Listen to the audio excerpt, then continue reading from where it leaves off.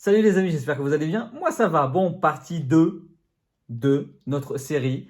Je veux maigrir, je fais quoi? Franchement, vous avez été nombreux et nombreux à avoir apprécié la première partie. Ça me fait hyper plaisir parce que c'est vraiment un contenu que j'ai essayé de penser un peu plus pragmatique et essentiel, même si je sais que sur la première vidéo, je parle un peu beaucoup encore une fois. Mais voilà, j'ai été sur l'essentiel. Là, on va passer sur la partie 2. Il y aura une partie 3 la semaine prochaine. Mais la partie 2, ça sera sur comment j'ai calculé mes besoins caloriques, comment j'ai entamé et travaillé sur mon déficit et comment j'ai travaillé aussi sur certains apports alimentaires. Alors, bien sûr, les apports alimentaires, je les ai faits avant parce que c'était pendant mon rééquilibrage et donc je vais commencer par là. Et je terminerai par la phase où forcément, comment j'ai calculé mes besoins caloriques et derrière, comment j'ai calculé mon déficit calorique. Voilà, ça peut vous donner à peu près une sorte de timeline pour savoir où est-ce qu'on va en être. Mais avant tout, comme d'habitude, n'hésitez pas à vous abonner à la chaîne, à liker, à commenter la vidéo si elle vous a plu, à la partager à des personnes qui pourraient être intéressées et à activer la petite cloche pour être notifié des prochaines vidéos de cette petite chaîne qui monte, qui monte, qui monte. Sachant qu'on est à 2500, 2950, c'est un truc de ouf, bientôt 3000. Moi je vous le dis, le million, le million, le million, ouais. Je rigole, je rigole. Bref, trêve de tergiversation. Je vais commencer d'abord par comment j'ai fait pour m'amadouer à certains aliments que je considérais comme ne pas aimer. Alors bien sûr, je considérais ne pas aimer parce que on dit souvent j'aime pas alors qu'on n'a jamais goûté. Bon, moi il y a des aliments que j'ai goûté mais j'ai pas forcément matché avec. Peut-être parce que la cuisson n'était pas forcément comme je le souhaitais. Et puis j'ai aussi été écœuré par rapport au régime où on m'a fait faire des trucs à la vapeur, fade, sans saveur, sans épices, sans goût. Bref, vous savez, des trucs dégueulasses, bien secs, bien burk. Les légumes qui sont fades, le brocoli fade, les haricots verts fades, les trucs. Bref, tout ça sans goût, sans saveur. Et ben j'ai commencé tout simplement avec un truc pour introduire les légumes. Un truc tout simple, tout basique, c'est la macédoine. Vraiment, les conserves de macédoine. Il y a tout basique, bête. Alors oui, effectivement, il n'y a pas que des légumes, il y a aussi des légumineuses dedans. Mais au moins, ça m'a familiarisé avec le vert, le goût vert et un peu fibreux, parce qu'il y a des aliments, il y avait, bien sûr, il y a des haricots blancs, il y a, comment on appelle ça, des haricots verts aussi coupés dedans, des petits pois, bref. Ça m'a familiarisé et en fait, j'ai pu l'intégrer à des petites salades que j'ai faites avec à l'époque ma sauce en fromage blanc et de la et de la betterave, n'importe où. Non, parce que j'aime pas la betterave pour le coup. Avec de la laitue, des avocats. Le truc, l'avocat, j'en avais une peur. Je me disais, ah, ça doit être pas bon, ça a une forme bizarre, en plus, ça doit être super gras. Et finalement, en fait, l'avocat, je vous assure, hein, à ce jour, aujourd'hui, c'est redondant ce que je viens de dire, mais c'est pas grave, je mange un avocat par jour. Je kiffe ça. Je le fais en toast, je le fais en salade, ce que vous voulez, je le kiffe. C'est quelque chose qui est devenu hyper bon. J'adore l'avocat. J'allais faire un remake de Chouchou. Bref, j'ai commencé à familiariser comme ça. Après, avec les autres aliments, par exemple comme le brocoli ou d'autres choses, j'ai en fait travaillé sur les épices. C'est hyper important. Ayez des épices chez vous, s'il vous plaît. C'est la base des bases. Alors faites attention aux épices que vous achetez parce qu'il y a de l'amidon dedans, donc évitez les épices à amidon. Si vous ne pouvez pas, c'est pas grave, c'est pas non plus un drame, mais dosez un peu parce qu'en même temps, pour les épices, c'est pas forcément super bon pour le système digestif aussi. Ça peut inflammer. Euh, donc j'ai ajouté des épices et en fait j'ai fait au fur et à mesure. J'ai fait des cuissons ou par exemple quand je faisais mon poulet, à la fin de la cuisson de mon poulet, hop, je déversais dans mes légumes. Donc ce qui faisait que ça les aromatisait avec le poulet. Ça, en fait, en gros, j'essaie de trouver des astuces pour, entre guillemets, comme si je voulais camoufler l'odeur ou le goût plutôt et me donner envie. Et en fait, ça a fonctionné parce qu'au fur et à mesure, je prenais de plus en plus goût à faire des légumes, à utiliser des légumes de plus en plus dans mes repas, dans mes recettes et dans mes plats. Dans le sens où, parce que dans mes préparations, j'imaginais des petits trucs. Dans des quiches, j'ai fait des quiches sans pâte. J'ai essayé de travailler sur ça avec des œufs, du son d'avoine. J'ai essayé de vraiment, les endives, j'ai essayé de les travailler différemment. Vous avez les endives poêlées, les endives à l'eau, les endives vapeur, les endives enfournées, par exemple dans le four avec un truc gratiné, des potirons avec, dans ces cas-là, je vidais le potiron, je mettais l'endive, je mettais un peu de fromage, je mettais un peu de crème fraîche, je mettais un œuf. Mais vraiment le truc de kiff, en gros, j'ai essayé, voilà, avec des épices aussi autour de ça, d'activer mes papilles. Ouais, ce que je veux dire, c'est ça l'essentiel. C'est vraiment se donner du plaisir et du goût. Il faut qu'il y ait du goût. Vous n'allez pas manger des trucs fades et dégueulasses qui ne vous donnent pas envie, sinon vous n'allez jamais tenir. Il faut que votre palais il soit satisfait Aussi, votre regard, bien sûr, quand vous êtes un bon cuistot ou une bonne cuistot, c'est très bien, ça vous donne encore plus d'appétit. Mais au moins, le goût, il faut que ça soit, qu'il soit présent. Donc, n'hésitez pas à utiliser les épices. Pour moi, ça a été la clé de voûte de pas mal de choses. Ça m'a permis justement d'appréhender les légumes et tous les légumes. Bon, il n'y en a qu'un seul que j'aime pas. Alors, en dehors de la betterave, il y en a un seul que j'aime pas, que je supporte pas, que j'ai envie de gerber quand j'en prends, c'est les asperges. Je suis désolé, je les ai essayées dans plein de trucs, dans des omelettes, comme ça crues, dans des quiches. J- bref, dégueu. Oh. Donc, respect à celles et ceux qui mangent des asperges. Voilà. Je préfère les cornichons.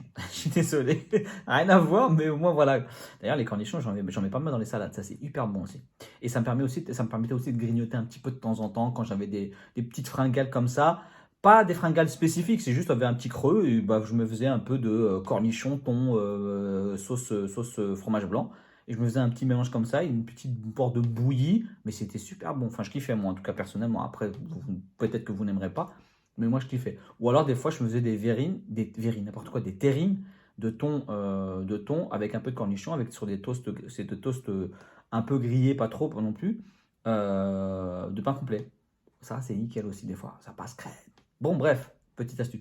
En gros, comment je me suis familiarisé, voilà, comment je me suis familiarisé avec l'alimentation. Et j'ai changé au fur et à mesure, comme je vous ai expliqué déjà, c'est que j'ai phasé, c'est que j'avais un total de j'avais un total de quantité de 200%, mais sur la qualité, c'était 100%, il y avait 90%, c'était extrêmement bullshit, et 10%, c'était plus ou moins équilibré. Et en fait, ce que j'ai fait, c'est que j'ai phasé, c'est que j'ai transvasé au fur et à mesure. Je suis passé de 10 à 15, de 15 à 20, de 20 à 25, vous voyez, petit à petit. Donc, c'est fait que le clean, le côté sain, équilibré, augmentait, le côté bullshit diminuait, mais je l'avais toujours parce que mon corps, mon esprit en avait toujours besoin. Et en fait, j'ai familiarisé au fur et à mesure, progressivement, le fait d'en avoir en moins, mais toujours en avoir. Ce qui fait qu'au final, je suis resté sur du 80-20, 90-10. Ça va dépendre des périodes, des moments de vie, bref. Voilà. En gros, accompagnez votre corps et votre esprit paisiblement, tranquillement, dans une transition douce. Ça, c'est hyper important. Pour moi, en tout cas, ça a été comme ça. Maintenant, quand j'ai réglé tout ça, ouais, je vous ai expliqué qu'il fallait faire un constat, il fallait poser votre diagnostic, qu'est-ce que vous mangez, qu'est-ce que vous ne mangez pas. Moi, là, je vous ai parlé de comment je suis passé d'une alimentation très déséquilibrée à une alimentation un peu plus, attendez, hop, ça bloque, à un peu plus équilibrée. C'est-à-dire qu'il n'y avait aucun interdit, c'était vraiment de tout, et essayer de diversifier en même temps en créant, voilà, en m'instruisant sur l'alimentation et tout ça, en allant au magasin, lire les étiquettes, en m'instruisant sur des livres comme ça, par-ci par-là, sur la FNAC, sur le besoin du corps humain, l'alimentation basique, sans chercher des régimes ou quoi que ce soit, hein. J'étais vraiment sur les aliments, quelles étaient les sources aliments, quels étaient les groupes d'aliments. Bref, il faut essayer de diversifier un peu ça. Là, j'en suis arrivé à ça, j'ai rééquilibré mon alimentation. Ok, maintenant, comment j'ai fait pour savoir quels étaient mes besoins? Parce que moi, j'en savais toujours rien finalement. Je savais quelle quantité, je consommais les volumes, mais je ne savais pas quel niveau de calories, quel rapport et tout ça. Donc en fait, j'ai pu utiliser une formule que j'ai retrouvée sur Internet, donc je vais vous l'afficher ici avec la méthode de calcul, avec le coefficient d'activité, le NAP, que j'ai utilisé. Après, vous faites ce que vous voulez, vous pouvez utiliser celle-ci comme vous pouvez en utiliser d'autres. Ça m'a donné une approximation. Donc j'étais à 140 kg, 1m70, j'avais 5 jours d'activité sportive par semaine. Donc ça m'a permis d'avoir une évaluation. J'étais un peu plus de 3000 calories par jour. Donc moi, je voyais, ça faisait beaucoup quand même. Donc j'avais utilisé aussi une application en parallèle pour pouvoir m'aider à mieux comprendre un rapport sur l'alimentation, les rapports macronutrition. Donc je l'ai utilisé au démarrage. J'ai déjà fait une vidéo dessus, n'hésitez pas à aller la voir. Et ça m'a permis justement de calquer. Donc en gros, j'ai vu que j'étais à 3000, ça me paraissait beaucoup, mais j'ai quand même essayé. Donc en fait, le côté pratico-pratique, c'est qu'il faut vraiment que vous preniez des notes et que vous évaluez. Donc sur une semaine, je me suis pesé, donc au démarrage, forcément. Et au fur et à mesure, en fait, j'ai regardé en diminuant très légèrement. Donc en gros, j'ai fait le total calorique. On m'a dit 3000. J'ai essayé de comprendre parce que j'ai vu les formules de calcul, il fallait 1,6 g de prot, 1 g maximum de lipides et le reste était en glucides. Donc bref, j'ai fait mes calculs plus ou moins approximatifs. Encore une fois, c'est juste ma vision à moi. Je ne vous dis pas que c'est un truc de professionnel, donc essayez de vous renseigner sur ça ou vous voyez avec un pro. Et donc ça m'a permis de caler plus ou moins ce que je devais mettre en gros, grosso modo, avec ces 3000 calories. Et de ces 3000 calories, en fait, j'ai diminué de à peu près, allez, 150-200 calories. Donc je suis passé à peu près à 2800, très honnêtement. Et après, au fur et à mesure, j'ai calculé, j'ai regardé. Et d'une semaine sur l'autre, j'ai évalué. J'ai vu que je perdais du poids. Ça allait. J'ai continué. Et au fur et à mesure, quand ça perdait, ou que ça perdait, je ne touchais pas. Et quand ça ralentissait au niveau de la perte, en fait, je rediminuais de 100 ou 150 calories. Et hop, je repartais. au fur et à mesure, en fait. C'est vraiment comme ça que j'ai pris les choses, au fur et à mesure. Je ne me suis pas précipité, je ne me suis pas pris la tête à aller vouloir trop vite, tout perdre trop vite. Je l'avais déjà fait auparavant avec des régimes. Bah, descendre à 600 calories sur des régimes, c'était une catastrophe. Je me suis juste appauvri, restreint, frustré plus qu'autre chose. Là, non. Et en plus de ça, je n'avais pas instauré de cheat meal. Pour moi, il n'y avait aucun cheat meal dans mon programme parce que vu que mes apports étaient largement bah, voilà, 2800 calories, vous avez de quoi faire, quoi, au vu de mon niveau de poids et d'activité. Donc j'avais de quoi être créatif. Et au fur et à mesure, en fait, plus vous descendez progressivement, doucement, encore une fois, c'est vous accompagnez votre corps. Donc vous n'avez pas la frustration. C'est vraiment que vers la fin où on sent on a un peu plus faim par moment parce que voilà, on se dépense toujours autant, voire des fois un peu plus. Donc forcément, il y a des moments où il faut trouver des petits trucs pour pouvoir se donner des petits plaisirs pour satisfaire une petite faim, ce qui n'avait rien à voir avec une envie ou autre chose. C'est juste des fois des petits creux. Et comme je vous ai dit en début de vidéo, le petit côté cornichon, thon, bref, le fromage blanc, ça dépanne pas mal. Mais voilà à peu près comment j'ai fonctionné. Bon, je ne vais pas empiéter sur la partie 3. Là, aujourd'hui, c'était juste sur cette partie-là que je voulais vous parler. Donc, l'organisation, comment j'ai transvasé, oui, mon alimentation, comment j'ai fait mon rééquilibrage. J'ai fait ça très basique et simple.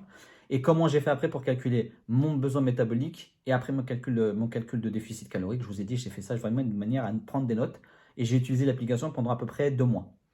Ça m'a permis justement voilà, d'avoir une sorte de contrôle maîtrise et une connaissance pour pouvoir après derrière appréhender et bien ressentir par moi-même ce que j'étais en train de faire. Le plus important, c'est pas qu'il n'y ait plus d'extension de vous-même vers des machines ou vers des outils ou vers de l'alimentation comme émotion, mais vraiment que tout soit centralisé en vous. Mais ça prend un peu de temps. Donc ne vous stressez pas, c'est pas parce que vous ne le faites pas en 2 mois, 3 mois que ça veut dire que c'est mauvais. Moi, je me suis très vite mis en tête qu'il ne fallait pas que je déborde. Il ne fallait pas que je vive avec une application de comptage calorique. Encore une fois, je vous ai expliqué sur une autre vidéo pourquoi du comment. Allez la voir, n'hésitez pas. Mais voilà, à peu près comment ça a fonctionné. Bref, j'espère que cette vidéo en tout cas vous aura plu, vous aura apporté des points. Moi, je vous dis à la semaine prochaine pour la partie 3 qui sera la partie finale. Et là, on parlera cette fois-ci de les blocages, les paliers, les idées, la motivation, la stimulation, bref, tout ce qui est autour de ce processus-là pendant cette période de perte de poids. Je pense que ça pourra vous donner mes petits tips au niveau des exercices sportifs, comment feinter un peu le corps dans le sens où voilà, il perd, les quantités diminuent, mais bon bref, il faut quand même lui faire bouger un peu. Donc je vous donnerai des 2-3 petits tips que j'ai. D'ailleurs, je n'ai jamais balancé sur les réseaux. D'ailleurs, ça serait une exclu. Bref, voilà, tout ça pour vous essayer de vous aider au mieux. Et en tout cas, voilà, j'espère que cette vidéo, encore une fois, vous aura plu, vous aura apporté des choses. N'hésitez pas à la liker, à la commenter. Moi, je vous dis donc à la semaine prochaine pour les personnes qui me suivent sur YouTube et aux autres personnes qui me suivent sur Instagram, sur TikTok et bientôt sur Twitch. Je vous dis à très très bientôt. Prenez soin de vous et à la prochaine.